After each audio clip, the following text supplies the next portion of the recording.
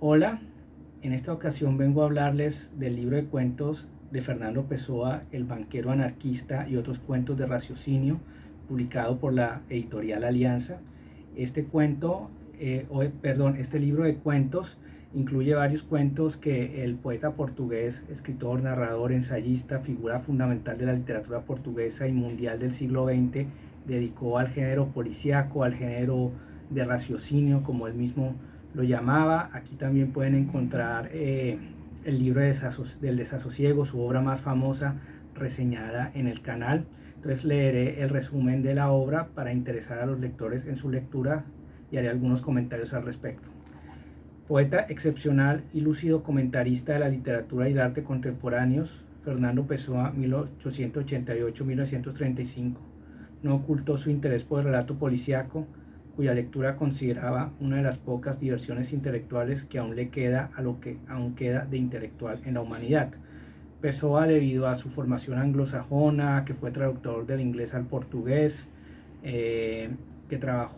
conoció muy bien el inglés por diversas circunstancias personales, fue también un gran lector de la tradición policíaca de género, o más bien de género detectivesco, que inaugura Edgar Allan Poe con Auguste Dupin y que logra su máxima cumbre con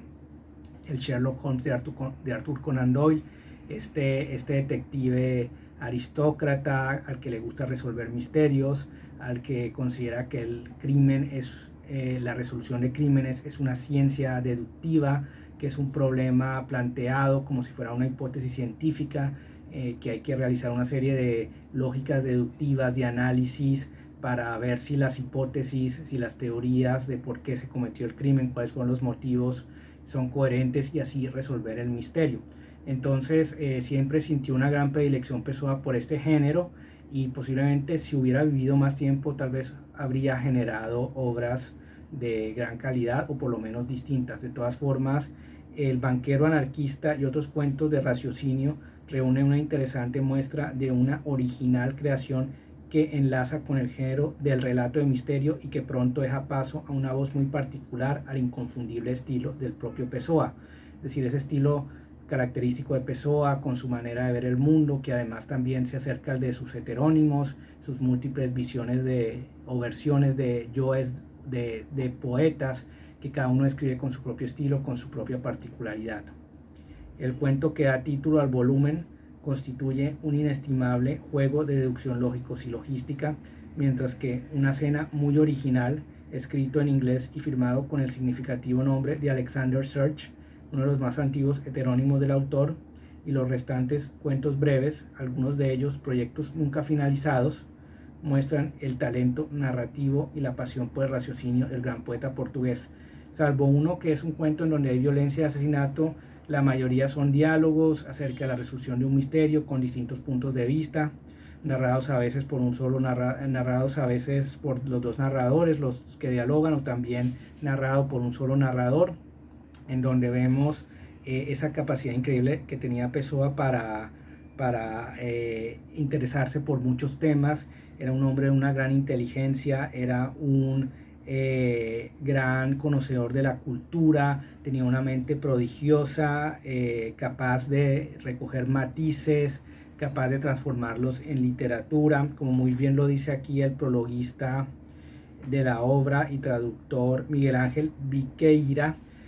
Pese a lo fragmentario de su estado, la prosa constituye un conjunto de gran importancia en la obra de Pessoa, que se muestra en ella como lo que realmente fue: un agitador cultural de primer orden, un espíritu riguroso, curioso e interesado por todos los órdenes y aspectos de la vida, en particular la vida mental, y un hombre poseedor de un cerebro privilegiado de excepcional inteligencia, aunque sumamente disperso.